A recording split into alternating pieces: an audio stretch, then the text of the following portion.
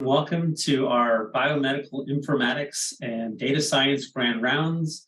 My name is Paul Nagy. I'm the Director of Education, and it's really a pleasure for me today to introduce my friend and colleague, Dr. Danielle Boyce, for our Grand Rounds lecture today. Dr. Danielle Boyce is a data scientist, instructor, patient advocate, and researcher. She has served on patient and caregiver advisory panels for the Patient-Centered Outcomes Research Institute, PCORI, the U.S. Food and Drug Administration, as well as academic institutions, pharmaceutical companies, and nonprofits. She currently advises the Centers for Disease Control and Prevention's National ALS Patient Registry and teaches in the Johns Hopkins Biomedical Informatics and Data Science program. Dr. Boyce received her doctorate in public administration in 2021 and has authored or co-authored 39 peer-reviewed manuscripts. She is the lead technical consultant for the Cure Drug Repurposing Collaboratory, CDRC, a public-private partnership of the Critical Path Institute and the U.S. Food and Drug Administration project, where she facilitates the implementation of Odyssey to aid data harmonization for clinical registries to the OMOP Common Data Model. What has me the most excited, though, is that she is the co-founder of our very own Johns Hopkins Odyssey research community, and she leads our grant accelerator, which helps faculty members here at Johns Hopkins apply for IRB and gets grants. And we have been awarded $5.4 million for our Hopkins investigators since October of 21, with funding from the National Science Foundation, the NICHD, the FDA, and the CDC. So please welcome Dr. Danielle Boyce with me, and please submit your questions during the talk via our QA system, and we will have Dr. Boyce address them at the end of her talk. Welcome, Danielle. Thank you for presenting today. Thank you so much, Paul, for that kind introduction. I'm really thrilled to be here. This is such a thrill, and especially with the subject that I'm going to be talking about today. Here's my disclosure, as you saw earlier.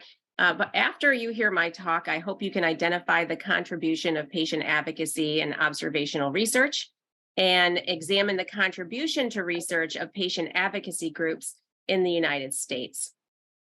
So first, I just want to have a note about language, preferred language and definitions. So my personal preference is person with lived experience. Also acceptable to me is patient. As an efficient catch-all, patient, caregiver, advocacy group, or ally. But these are very different concepts and terms, and it's really important to ask. Some people with lived experience do not like to be called a patient when in reference to their work with research. They prefer to be called participants or person with lived experience or something else. So it's just really important to ask to get off on the right foot. Sometimes we say moms, the moms helped the patient, the other moms or something, but sometimes what we're really talking about is moms, dads, grandparents, aunts, uncles, and the whole village. So just be mindful when you say the moms group on Facebook. Lots of times it is moms, but not always. It's sometimes friends and allies as well. What is a patient advocacy group? Patient advocacy group can be formal or informal. It's often a nonprofit, sometimes tax exempt. But lots of times these groups start on social media, or such as Facebook, or with a hashtag like insulin for all is a way to organize around a concept. A lot of times they start in a social media group or with a hashtag because when conditions are rare and initially, first coming to the surface, this is a way to get organized. So I'll touch on social media in a bit, but just be mindful when we talk about the value of social media to understand that those of us who don't use it for recreational purposes find a great deal of value in it. And so we probably shouldn't be dismissive of it for those purposes. A patient advocate is anyone. It could be someone who's part of a formal group. It could be someone who wears a button, ask me about ALS, and it starts conversations about awareness conversations. And so anyone can be a patient advocate. And that's what I'm hoping to get across to you today and to inspire you to become a patient advocate too. You're going to hear me talking a lot about Odyssey and OMOP. And so for those who aren't familiar, The Observational Health Data Sciences and Informatics Odyssey program is a multi-stakeholder interdisciplinary collaborative to create open source solutions that bring out the value of observational health data through large-scale analytics. Odyssey has established an international network of researchers and observational health databases with a central coordinating center housed at Columbia University. So for those of you in the audience who are not familiar with observational research in this context, what I mean is we are using electronic health records data to perform research using an open source tools. And that's the work that I do here at Johns Hopkins. So I have worked at Johns Hopkins since 2007 in some capacity or another. And I started out as a data analyst in 2007 for pulmonary and critical care. And so how did I go from an analyst in my cubicle working on projects? I did the biostats and data management for projects in pulmonary cystic fibrosis, pulmonary hypertension, asthma. How did I go from there to giving grand rounds at Johns Hopkins all these years later and developing new methodologies and software and doing all the interesting things that Dr. Naji described in my introduction? So I want to take you on my journey, where I was then, where I am now, and what my vision for the future of observational research looks like.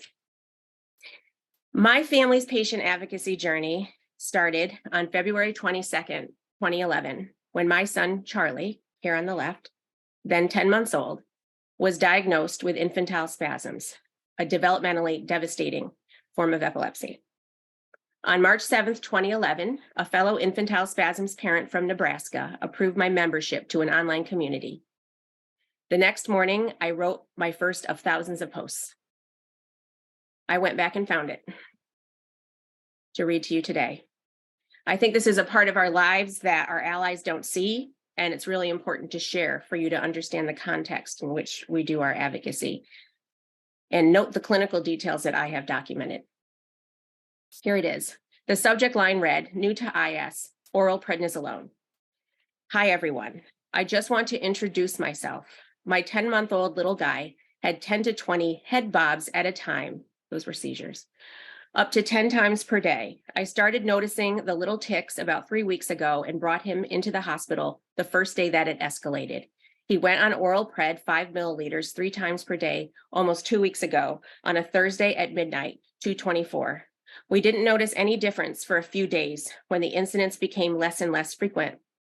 He hasn't had a visible spasm for 1 week ago today, Tuesday, so it took 5 days to make them stop. It looks like we are going to start tapering this week. His MRI, blood, and urine were clear, so it looks like he has the cryptogenic kind.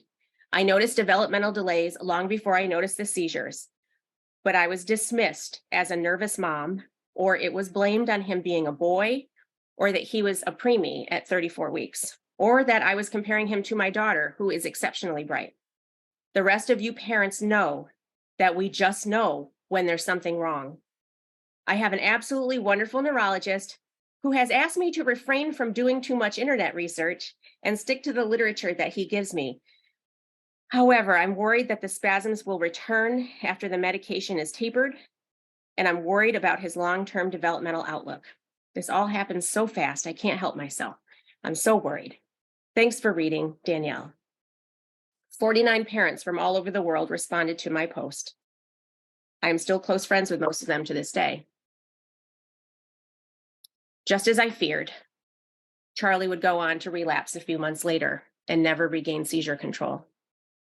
Over the next more than a decade, I would reach out to these families again and again for information, brainstorming, educational strategies, questions about how to administer medications, how to get diapers covered, how to get the school to support him the way that he needed to be supported, support for his siblings. He has 3 siblings now, and just for words of support when I thought I might die from the grief and the trauma and the worry about what lay ahead of us.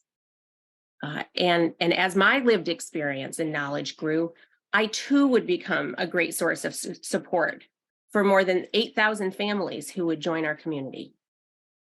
But what I didn't realize at the time, but can see very clearly now, is that I was going to make a really great partner in observational research. And so this is one of the first activities that I did when this is all happening in your life. You're really spending a lot of time in those groups, both for you and for others. It just becomes kind of a lifeline.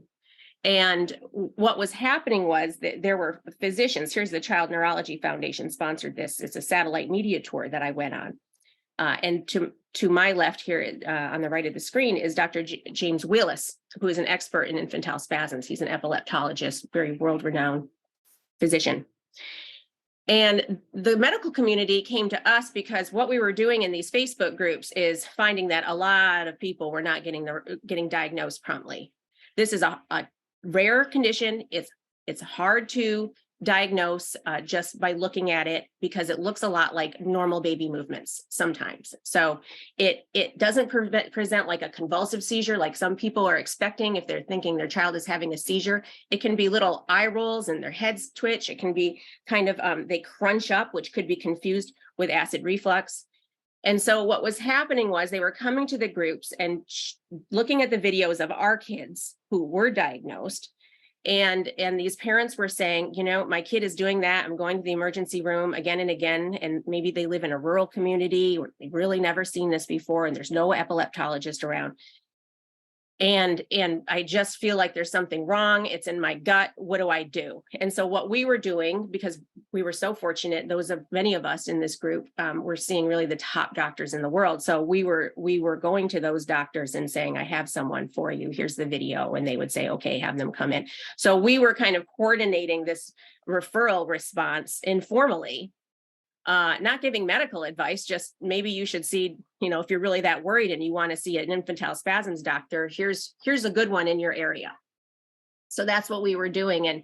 And so doctors like Dr. Willis and others recognize the value of that work and the value of having both a patient advocate, a mom or a dad who has been there and them together. And so we've been doing this infantile spasms awareness week for 10 years now. And I'm happy to say that there have been a number of people who have told us they've seen the videos and heard our message, not only of prompt diagnosis, but there's a couple of medications that you really should try first, according to the medical community. And for various reasons, they're not always offered first. They're hard to obtain. They're expensive. They're kind of considered kind of risky. And a lot of doctors without experience in them are nervous about offering them. And like I said, especially in like more lower resource areas, they just don't have the expertise and support. So that was also part of his message when he spoke, was about the kinds of medications. If you think this is happening, here's what you do. And so these doctors were telling us the words to say.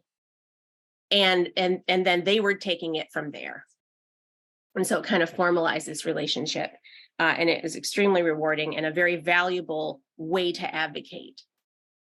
And so one of the reasons why I think infantile spasms is such an important condition to study in this talk is because Dr. West, who first described it, sometimes it's called West syndrome, wrote this letter to the Lancet. This is a little excerpt. This was his own child. So he was reaching out to other peers. As the only case I have witnessed in my own child, I shall be grateful to any member of the profession who can give me any information on the subject, either privately or through your excellent publication. And if you read this whole letter, it takes your breath away because it was a lot like the letter that I just read to you that I wrote. So as time went on, Charlie did not get his miracle. As I said, he relapsed. He had a couple of brain surgeries. You know, when this first happens to you, it's like a bomb goes off in your life and you're minute to minute. You're trying to rescue them. You're trying to save this child and prevent the brain damage that you know is inevitable if we don't get these seizures under control. And so the surgeries helped some, but it didn't fix him. And so then we're dealing with the aftermath in this kind of palliative stage, but you get to used to your new normal. And I was working throughout this. I had a very supportive workplace here at Hopkins, very kind and supportive, but I worked through the whole thing because somebody has to make sure there's health insurance, right? So, and you know, my work gave me meaning and support and friendship and structure. And so at the time, when all this was going on, we at Hopkins were moving to Epic, electronic health record, and from a different system. And I was involved with harmonizing the pulmonary function testing equipment from 2 different locations. So we had 2 different sites, Bayview and downtown, and they had 2 different types of equipment, and that equipment was being harmonized. The data from those equipment were being harmonized and sent to Epic, and I was kind of leading some of that. And so that was an eye-opener, because I learned all about electronic health record data and how messy it is, but the potential. And so, at first I'm not thinking I'm going to change my whole career, go back to school and do this that I'm doing. But at night I would be up thinking, our kids don't have a lot of clinical trials to participate in. It's a rare condition, and kids like Charlie are kind of far along in their journey. And so for various reasons don't make the best candidates, and don't always meet the inclusion criteria for clinical trials. But our kids are in the hospital all the time. And infantile spasms is caused by a number of different things, and we try a number of different medications and treatments. So here at Hopkins, we were offered prednisolone. That is not one of the top 2 at the time that were offered, although Hopkins being cutting edge and doing things in an advanced way, it was very good and evidence-based. But the point is that was kind of up in the air with a number of centers as to whether they were going to offer that instead of something else. And same with ketogenic diet and epilepsy surgery, which now it's done that way, but at the time it wasn't. And so I was thinking about all the different things that are offered, and as we know, drugs, people who weren't offered the right drug, people who had a delayed diagnosis, and a lot of these things were captured. Our MRIs, as you heard from my letter, MRI, urine, blood. And I started to think, I wonder if we could do something to help our kids in this community with this EHR data. Now, I studied public health epidemiology. I knew about consent and governance. And I knew exactly how hard this was going to be. But what kept me up at night was thinking, what if there was an answer, but because they couldn't identify Charlie, because at the time there was not even a code for what he grew out of. He grew out of infantile spasms and into Lennox-Gastaut syndrome, which is a syndrome and not something you can take a blood test for to detect. It's a number of things that you have to have in your electronic health record or your chart in order to be diagnosed with this. So it's easy to miss, is the point.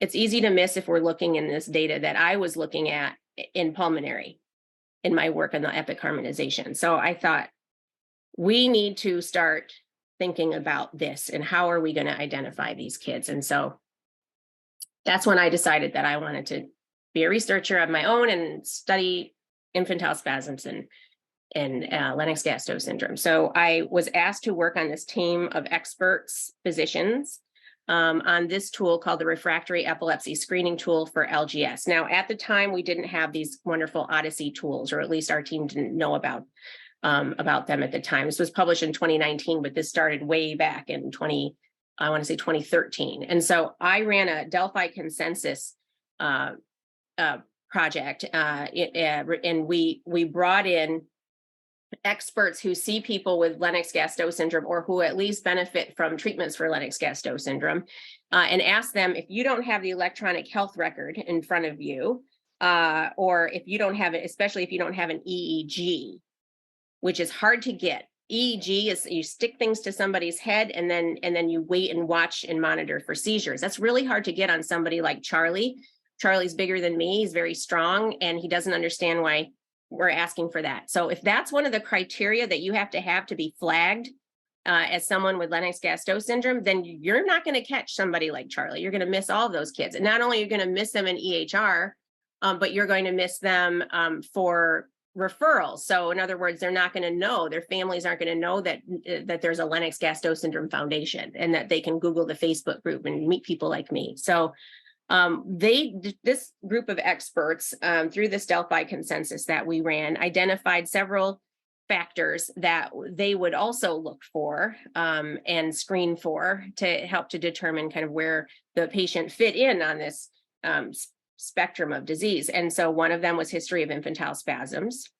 One of them was helmet use or facial lacerations, because that denotes a very specific drop seizure that these physicians told us that we could expect. And so the point of all of this is that I was understanding the complexity of some of these diagnoses and the importance of phenotyping and in the way that we do in Odyssey, this computational type of phenotyping. This was my instinct as a patient advocate and as a mom. And I felt that I was really onto something here. So, and what I want to share here is, now this is what we can do now. And boy, do I wish we had this back then.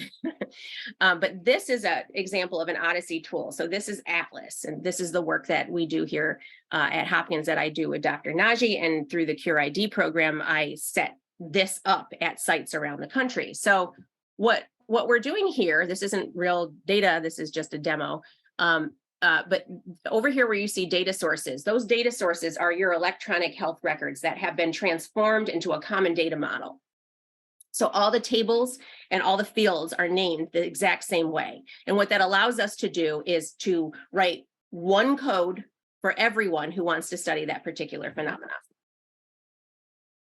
And so here what I did in about 10 minutes, maybe, is I came up with, you can see down here, here's IS medications. And here I used the Atlas tool to identify all the medications that might be found in our electronic health record. And then I, of course, I didn't do this in conjunction with any clinician, which is what you would do. You would do this as a team, and I would be the data person on the team. And then there'd be a clinician to support this. But the Lennox-Gastaut syndrome diagnosis, Lennox-Gastaut syndrome medications, and then here I added prednisolone, right? And so you would use this tool, and within a few minutes, you would be able to see how many people in your electronic health record meet these criteria, have taken vigabatrin. You can say how long between when they took vigabatrin to when they tried something else. What did they take first? Their patient journey. You can do anything. And the beauty of this is, if you see here on the screen where it says export, kind of in the middle of the screen, I could export a text file or at any number of formats. I could export that, which basically describes all of these vocabularies that I've mapped, and send that to a colleague at another center who has omapified their data and has this tool, free tool, that they can download with resources from GitHub.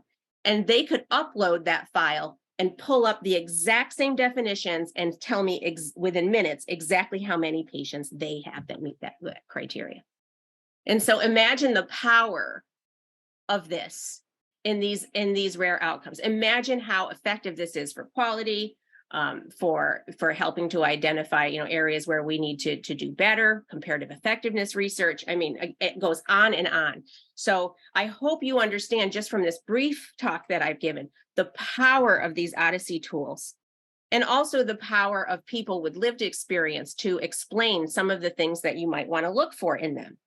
Because if you're fortunate enough to go to a place like Hopkins and CHOP and some of these other wonderful institutions where Charlie has been seen, you might not realize that some of the stories that the journeys that other people are taking. And so from a disparities standpoint, it's very useful to hear these stories so that you can help to look for these circumstances in the electronic health record. So time went on, and I decided now I want to go back to school, and I want to get my doctorate. I don't care how long it's going to take me. That's what I want to do. Do I want to do biostats? Do I want to do biomedical informatics? I strongly considered that. But in 2016, the 21st Century Cures Act was passed, and that created a framework for the real world evidence program. And what we're talking about here today is real world evidence. And I thought that for our community, that is where it's at. That is what I wanted. And it supports the inclusion of person-generated data and regulatory decision-making. And there's a lot of different ways that those data can be generated and how they're defined. But what we're really talking about is just the importance of the regulatory piece and what we do. I can't underscore that enough. it's really important when we're doing this work to understand how the data will be received by regulatory agencies if we're trying to use this work to further cures. And a lot of the patient community, that's of course what they're interested in. So I felt that this would be my contribution to marry my interest in policy and regulatory affairs to data science.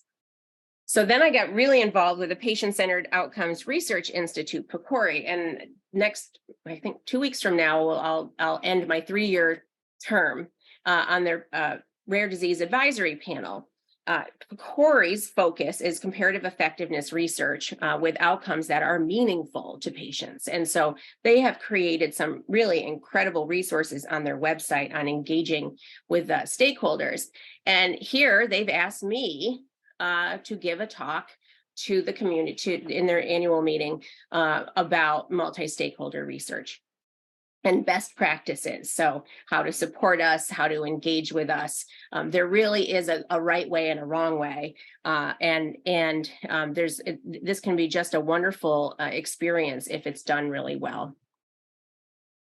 So speaking of, I want to confront, there's a lot of myths around patient advocates, and I think some people have tried to include patients and have just had a bad experience. And so I just want to talk about this a little bit. This is from Dr. Robin McGee, who is a physician and also a patient, a cancer patient, who wrote this. And I just thought it was spot on. So first I'm going to tell you about the myths and then I'll say what I think. So patient advocates will bog down the committee progress with their medical ignorance. Patient advocates are too emotionally overwrought about their medical experience to serve on a committee rationally. Patient advocates have an axe to grind. Patient advocates will find the technical details boring. Patient advocates have nothing constructive to add. Well, I hope some of those myths have already been dispelled just by meeting me. But here's what I can say to you. This PCORI framework, this is just one example of the many resources that PCORI has developed and others around working with patients. So there is this perception I have found when people don't want to bring in patients that suddenly you're working with patients, so you no longer have to run a professional committee. You don't have to screen people. Everybody just shouts out. There's no timing. There's no vetting. And that's just not the case. So a lot of these things can be avoided if you make sure that the work that you're asking patient advocates to participate in is actually appropriate for them. So, I mean, I am ignorant about a lot of aspects of medicine, not about my patient journey or about my Charlie's patient journey. So there's a way to appropriately engage me where you're getting the most out of that. A lot of patient advocates are upset about something. I mean, I've had a lot of pretty awful experiences, frankly. It's just, it's just the law of averages. You're engaged with the healthcare system as much as we are. We're going to have some bad experiences. Most of those have been, for me, around getting medications filled and covered by insurance. But that said, that's actually true. And sometimes that's the bias where that's why we're inspired to make it better. I would argue that between vetting and also providing a safe place to share some of these perhaps less polished than you would like perspectives, I think you will find that is actually beneficial for everyone if done well. But you have to work at it. You have to work at it, and you have to make sure that the patient advocate understands what is expected of them as well. Not all patient advocacy activities are best for everyone. So some people are really good at legislative work and going to Capitol Hill and talking to senators and things.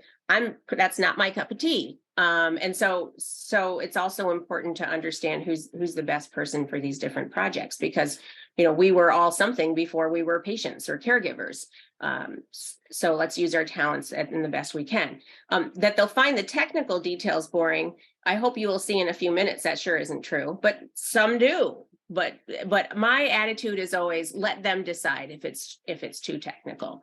Include them, and if they don't want to do it, maybe they won't come, but maybe they'll know someone who could help you as well. And obviously, I think we have a lot instructive to add. And I hope you find that at the end of this talk. Nothing about us without us is a phrase that we use a lot in this work. That just means we don't want you to do anything that has to do with us without including us in it.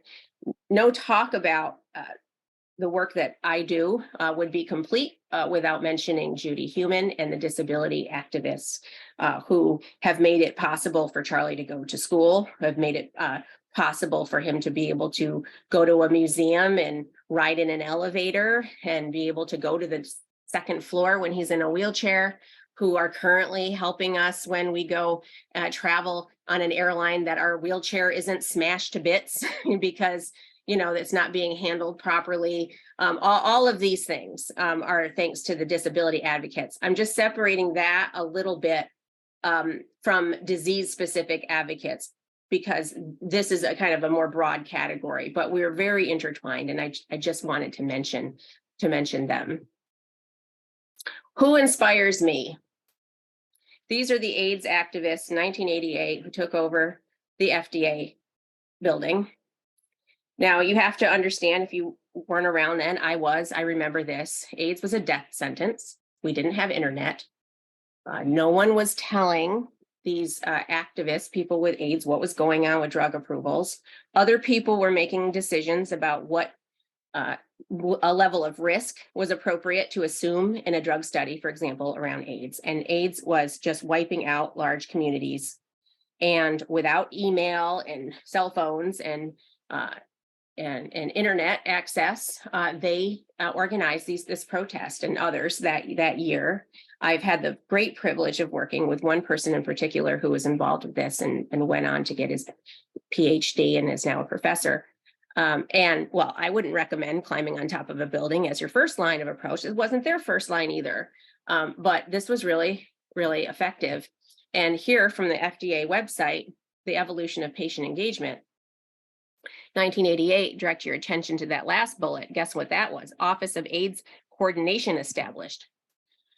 Look at that. And I've participated in a lot of these activities. I've been on the Pediatric Advisory Committee at the FDA. I'm currently a patient representative. So if something comes up related to a condition that I'm familiar with, a lot of times it's around their REMS program for vigabatrin. REMS is a program that is administered by the FDA with the drug company if a drug is very risky. So in this case, Charlie takes a drug that could cause peripheral vision loss with long-term use, but it was decided that because the seizures that he has are so much worse than losing a little peripheral vision, which he could lose that vision with all the seizures anyway. It's worth letting him take it, but there's a lot of red tape around it. So a lot of times the FDA will call me and provide valuable experience of what it's really like out there to try to obtain that drug every month. But we have that all to owe to these activists and others. I'm kind of oversimplifying this because I work with a lot of groups who have been around a long time and influenced this, but they really kind of pushed it over. And if you want to understand the long-term impact of this work, look at this. This is a activist. If I die of AIDS, forget burial, drop my body on the steps of the FDA. Fast forward, if I die in a school shooting, drop my body on the steps of the CDC. The social justice, the advocacy, the activism ramifications and influence of these early patient advocates cannot be overstated. The AIDS activists also created this Denver Principles, which is longer than just this slide, but and I recommend that you read it and also check out, if you're interested in this, all kinds of great books and movies about this era. It will inspire you. But these Denver Principles were just the first ever patient stakeholder engagement framework. And it outlined how they expected to have a seat at the table and how they expected to be treated. And it was highly influential and just so visionary to me. And I think about, because I too am a caregiver and someone who has been through trauma, and certainly this community, I can't think of a more traumatized community than this community in 1988. when you think about what they had gone through, what they were going through, and they had the clarity to learn, by all accounts, they were so well educated around the regulatory process and that they put this together. It's just humbling, to say the least. This is my very good friend, Sandy Morris, who died last summer from ALS. Sandy was the best advocate I ever met. And Sandy used to say, "You can't scare me, I have ALS." And what she means by that is, I'm not afraid to learn about technology or data science or anything if it could help find a cure for me or my friends, my loved ones. And just, I want you to sit with that for a minute, because I'm a mom. Although a lot of you in the audience are parents or relative, have children in your life. What wouldn't you do for your kid? What wouldn't you do? So this notion that patients and caregivers wouldn't want to learn about genetics or data science. Of course they do. Of course they would. What is that? I mean, you'd be willing to pick up a car over your child if a car rolled over on them, right? Why wouldn't you learn a little about SQL code, right? So I just want, just such a myth. And Sandy really did a great job in dispelling that. Sandy was deeply influenced by the AIDS activists. And so she created the Morris ALS principles. Again, I encourage you to go to the IMALS website and look them up, because it's longer than just this slide. Today, we unite as leaders to end ALS. We take ownership of our disease so that the road to cures is faster, equitable, and more humane. And so this group continues to meet. In fact, I heard they were meeting today, and they issue citations and accolades to groups that are doing it well or poorly. And I was very excited to share with them that we're talking about this today. Odyssey, this group that I'm telling you about, this community, this open source scientific community that can point at your EHR data and reveal these insights without breaching patient privacy. Odyssey follows the Morris principles. This is what she says. Think about this. She is a project manager with an MBA with no experience in this work that we do. Share your data, designs, failures, and best practices. Your duplication of work is deadly. This is exactly why Odyssey exists, to address this very problem that Sandy had the vision to address. Everyone is welcome with in-person access to all conferences and scientific meetings. This is a point in the Morris principles. Odyssey does this. People with lived experience welcome on all protocol teams and working groups. Patients want open science. ALS Problem Solvers is another group that I have the privilege of working with. This is a group of top of their game ALS advocates from all walks of life. And they have this very thoughtful 5-cog approach, and I advised them on this and worked on it with them. They feel that these 5 cogs working together will help to cure ALS. And one of them is a natural history study. A broad and deep natural history is a foundation to propel science. Every person with ALS deserves a chance to participate. We need to stop leaving valuable data on the table. Do you understand why I want to work with the ALS community? Because we have the same problem. Charlie's data is in there. We need to find him. We need to find them. We need to use the data that we have. We need to squeeze everything we can out of these resources that we have, and we need to share, and it needs to be open. So I want to talk to you for a minute about the DIY registry ecosystem. And I say that not in a disparaging way, as you'll find out. I work a great deal in this area. What I mean by this is there is a whole ecosystem of patient advocacy groups, advisors, industry partners, vendors, make databases, IRBs, who all work together outside of academic medical centers to create registries for patient groups. And I've worked with them in the rare context, in the rare disease, and with other caregiver parents who are putting this on. But they work with all kinds of other groups. So why would you do a registry outside of a place like Johns Hopkins? Like, shouldn't we be doing that? So what is our journey to the DIY registry? I'll give you an example of one that I was involved with directly. So Charlie was in this infantile spasms community. And as I mentioned, a lot of things can cause infantile spasms, Down syndrome, or different genetic mutations, metabolic disorders, and so on. And in those early days, there was maybe 70 genes identified for infantile spasms. And then we pushed so that everyone could get genetic testing, access to genetic testing, because we would have a really hard time getting that approved by insurance. And it was really essential information, especially precision medicine. Oftentimes, if you have a mutation, it affects other parts of you as well. So there's maybe medicine you shouldn't be taking or doctors you should be seeing. Like if you know something also, for example, affects your heart, not just your brain. And so we were pushing for this, and we got it. So we started seeing more and more people in our broad community get their diagnosis. Charlie, by the way, still doesn't have his. We've looked and looked, and we will someday, but we still don't know. So there was a woman in one of these groups who helped me so much. Her child's a few years older than Charlie. And so some of the real hard milestones that I would come up on, school milestones and developmental things, she would help me through. And so one day she contacted me and said they got their answer. She had a specific mutation. I won't say here because I don't want to in any way re-identify anyone, but she got her specific mutation. And what should we do now? There's a bunch of us. We all found each other on Facebook. I said, okay, what have you done?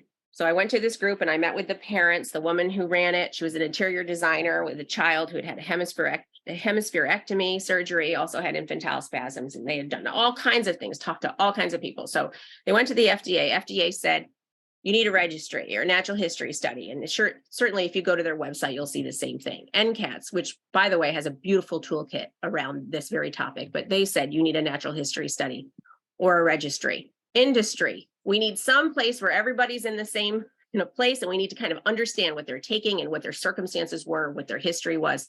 That's what you need.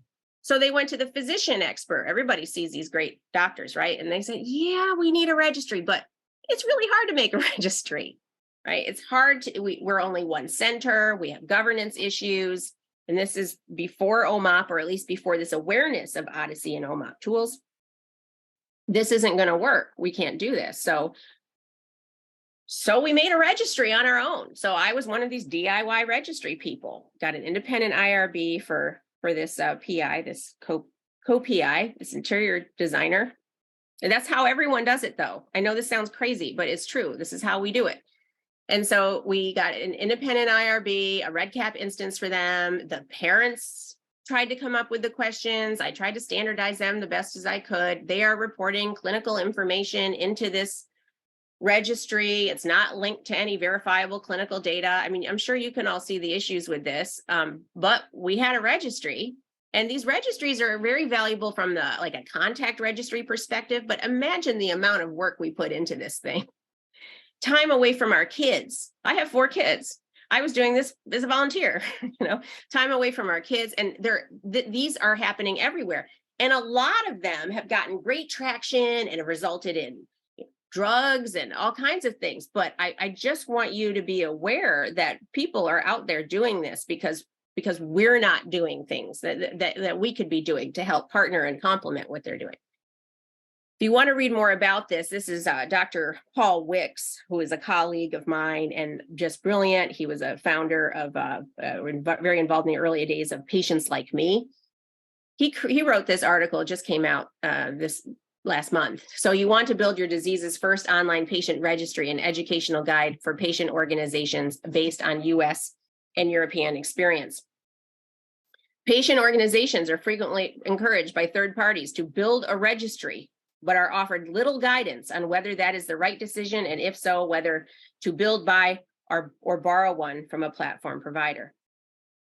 Here's an example of a registry that I feel is doing things really well, a DIY registry. This is Cure Mido Foundation. I happen to be a scientific advisor to them. They're working with a Sanford Cords research organization. This is registered on clinicaltrials.gov. And one of the reasons why they're doing this really well is that the PI of this registry is a statistical programmer for industry who lost a child to Lee syndrome. And so this became her mission. And so her name is Sophia Zilber. And we happened to meet because we were getting the same people coming to us asking these questions. And somebody mentioned, hey, you should know each other. You're both the data moms. And so that's what we decided to join forces. But you can see here on the right from one of our preprints that the questions that we're asking in the Lee syndrome registry, in addition to a core set of really standardized, well-written map to CDISC, another set of data standards questions, is also these quality of life questions and caregiver burden, which are often hard to assess in EHR data. So this makes them a very good partner for Odyssey initiatives. Sophia and I also got together, and because we were so concerned about the things that we were hearing from these patient groups about the challenges that they were having with putting together a registry and the hopes that they had that would be dashed when they would finally present the data to a research collaborator and find out that either they did the governance wrong or they collected the data wrong, or it's not as valuable because they self-reported clinical outcomes and, just you name it. Imagine trying to put this together yourself. So we created this Fuse Industry International group called Best Data Practices for Rare Disease Patient Foundations and Researchers. And so we make materials and we're working on webinars and all kinds of things. It's actually, this group is growing and we have a very big group. And this is one of the things that we use to kind of, we're working on this. It's not finalized, but just to show you the complexity of the disease of registry ecosystem. And so what I'm calling on you today here is to think about ways that we can help reduce the burden on these patient advocacy communities who are trying to do the right thing and put together these registries. Think about how these open source Odyssey tools could be helping them and could be enhancing and complementing the work that they're doing, not to take over and not to take away what they're doing. But there are a lot of people who can't do all of this either. They just don't have the bandwidth. It's ultra rare. And so think about how we can use Odyssey tools to support them as well. Do not get lost in a sea of despair. Be hopeful. Be optimistic. Our struggle is not the struggle of a day, a week, a month, or a year. It is the struggle of a lifetime. Never, ever be afraid to make some noise and get in good trouble. Necessary trouble. John Lewis, my favorite. My favorite good trouble right here. This is Pat Dolan and his wife, Mara. Pat has ALS. He is paralyzed, as you can see. He uses a trach, and he is communicates with his eyes, with eye gaze technology. Not only does he communicate with his eyes, but he makes beautiful maps. Pat is an expert in GIS, geospatial informatics, in science. Okay, and he worked for Esri, which is the big company that makes the software that a lot of people use around the world for mapping. And so Pat and I get into a lot of great good trouble, which you'll see. So here's some good trouble that we're doing. So as Paul mentioned in my intro, I work with the CDC, and there's an Odyssey component in all this as well. But what I will say about this is that we are doing work to map the ALS patient registry data around social vulnerability and clinics. And so ALS clinics, and here you see in orange, this is the drive time around, the 90-minute drive time around these clinics. And this is just one of many, many maps that Pat makes. We're working on this in conjunction with a number of partners, including Team Gleason. Mr. Steve Gleason was an excellent football player, and now it leads this amazing initiative to help people with ALS through technology and other things, and really just incredible and humbling. We use data science and patient advocacy in other ways too. Here's some more good trouble, courtesy of Pat Dolan and yours truly. So a lot of the advocates, as I mentioned, do this work around legislation, and understanding what's going on in these districts is really important. So Pat asked me, how do I find out what's been funded? And so I directed him to the NIH reporter. And so he figured out how to map within every district, the studies that have been funded, and you can link to it and see all the details of the studies and what agency, and then also the representatives. And so he has these maps for a variety of purposes, but the point is you can look up who represents that district. And so then an advocate could easily look there and has the contact information. I don't even know how he got their picture to pop up. He's a genius. I don't know what to say. He who studies medicine without books sails on an uncharted sea, but he who studies medicine without patients does not go to sea at all. William Osler. So Hopkins has a lot going on, and I'm very proud to say, around patient engagement. And so here's the Community Research Advisory Council, and also these patient and family councils, advisory councils. So some are very research and community focused. Some are more, the patient experience. All are important. All are go into this ecosystem that we want to make sure that the data that go into the EHR that we're studying are accurate and that we're representing everyone's voice. So all very important. Dr. Naji and team also developed this really great liver space app, and Dr. Doug Mogul with him. This was related to connecting communities on Facebook and enhancing that experience. So finally, what is this opportunity that I'm talking to you about? Registry. So what are the opportunities to include patients in our work? Well, clearly registries, right? And within that, the phenotyping, what we mean by that is that identifying who we should be looking for, finding the right people, especially in these complex situations where it really is useful to talk to people with the lived experience. Characterization, so this natural history and the treatment utilization, who better to tell you what is being offered in the real world than real people, right? Estimation, effects of on and off-label treatments, that's very valuable engagement that we could have around that. Prediction, what is my risk? Patient level prediction, what is my risk of future outcomes? Patients are great at networking, patient advocates. Sometimes people call me the Yelp of epilepsy because I know everyone.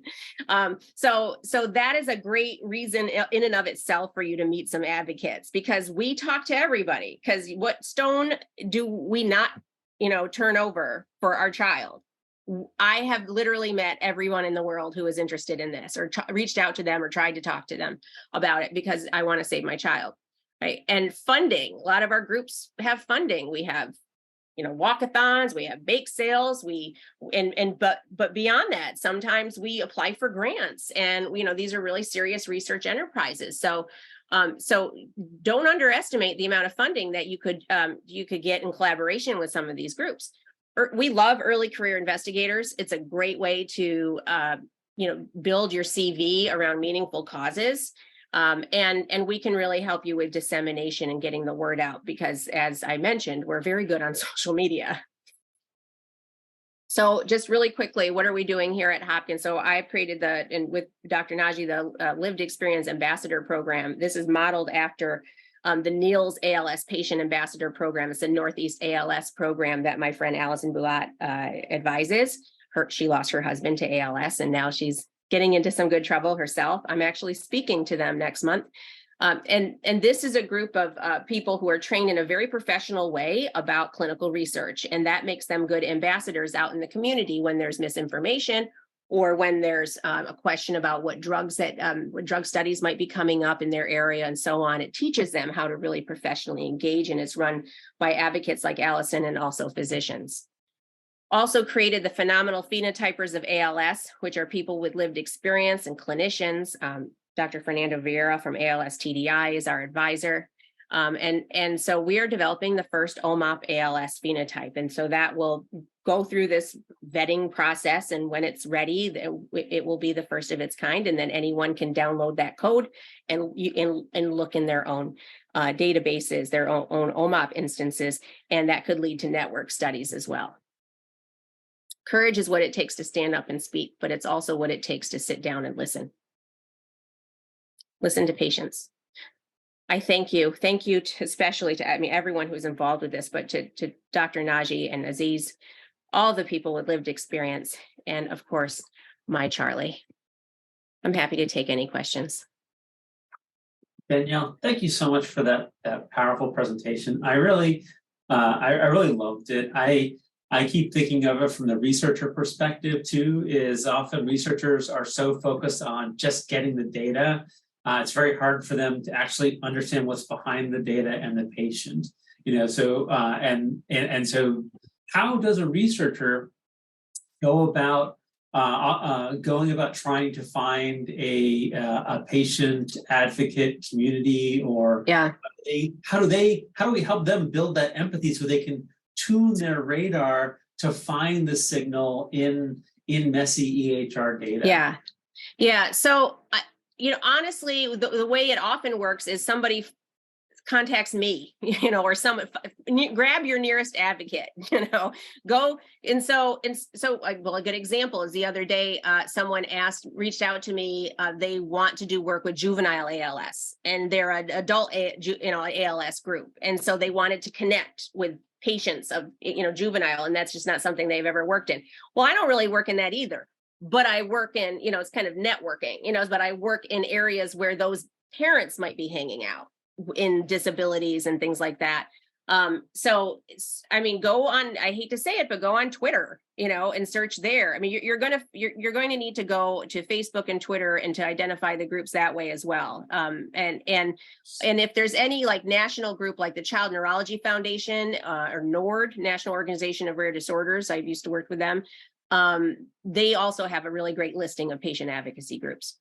Do patient advocate groups build out like YouTube channels for helping describe the disease? That's a good place to start too. Definitely. So really Google search and think of hashtags and especially if you know a mutation, I find that that's a really great place to start. If you know a syndrome, for example, might be caused by a specific mutation, I often find people that way as well.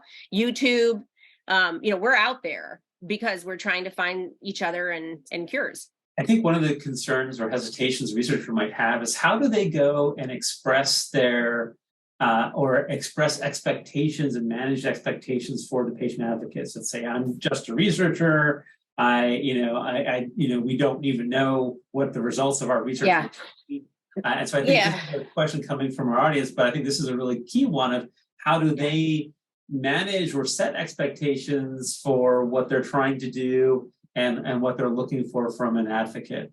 That's something that happens a lot in ALS, and that's something that creates a barrier between researchers wanting patients to come to, especially basic science researchers, because they're so early in the process. You wouldn't want somebody to think that this is going to cure them, right? Because we're looking at 10 years down the road. My answer is this, and it's really quite simple, but just talk to each other, just be honest. We're just people, we're smart people, and we're getting more savvy. It is hard though. I have had that experience where you have to be mindful, and it's just a learning process, really. It's not something that's going to happen overnight, but I would caution against closing up because of that fear. But I actually did a study called NeuroBasic, which I'm writing up now with patient advocates, where we asked them what are the barriers and what would you like? How would you like to communicate and interact with the scientific community? And it was funny because I thought they wanted to come to every meeting and every single. They don't. Like they said, make a poster presentation, of something that explains the research and the implications to me, and then invite me to that. So it was just really interesting how I think we talk past each other sometimes when we're not just direct with one another. I think to that point, actually, we would need, as a researcher, we would need training on how to be qualified to engage with the patient advocacy community in an effective way. So, I do think that I could definitely see value in sort of workshops or other training to help researchers to really build that effective relationship and manage those expectations. Yeah, the PCORI has done a lot of that work on their website, where they give a lot of really strong recommendations on how to structure these things. Because as I said, if you don't have any rules and you're not following any, framework, then it's going to be a free-for-all, just like any committee meeting would be, right? So you have to be mindful and respectful, and you're going to screw up, and you're going to say the wrong thing, and you're going to forget to check the chat when there's people with eye gaze technology who are only communicating via chat. So you have to be humble, like I said, be willing to sit down and listen. And it's worth it though. I'm telling you, it's worth it. That's great. Okay, let's see. I'm trying to touch it. So a couple more questions. So is it possible for outside researchers to participate, volunteer in the work of OMOP ALS phenotyping? Absolutely. We welcome it. Email me. Yes. Or go to the Odyssey, website. And Paul, how would you recommend they connect in that work? Well, yeah, Odyssey is an open science community that does not have any membership dues. It is a free and open community. So it actually has its own Teams tenant, but it's certainly joining Odyssey and then reaching out to any of its members who are on that network is really, it is a whole volunteer community. Yeah. So that's probably the easiest way to do that. Yeah, just, if you're interested in a specific topic, go to the Odyssey website, see what working group you might want to, contact that person, or just email me or Dr. Naji, and we'll connect you to the right people. Let's see. Okay, lots of good questions in here. Wait, here's a hard one. I always find is a good question from Faiza Arshad around. Let's see. Is you've learning that communication is really an art in medicine, and I'm wondering if you could share some key communication skills that you have helped you successfully advocate for your community when others have challenged.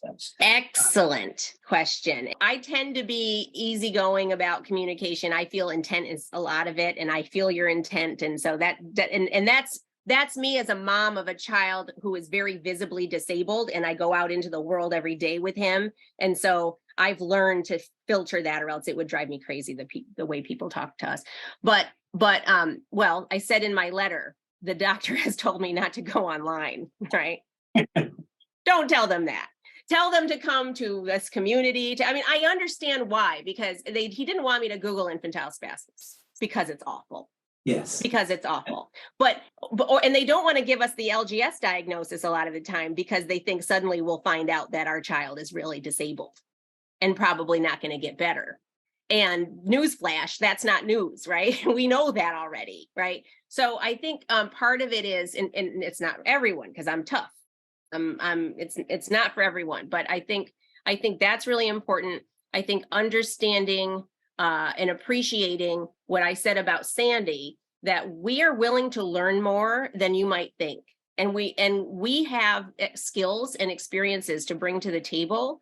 You might forget that in that moment when you're seeing us as vulnerable patients. That I work with a guy right now, we're doing a machine learning class, and he has ALS and he was a forester. And he has machine learning experience because he was finding spotted owls. And so I just, that's what I'm trying to get across, is that we bring with us our own talents. And so see us as people like you would your own family members. Absolutely. That's great. Well, thank you again for such Of course. grand rounds. It was a real pleasure. And with that, we are going to close the session. Wonderful. Thank you all. Take care, everyone. Bye.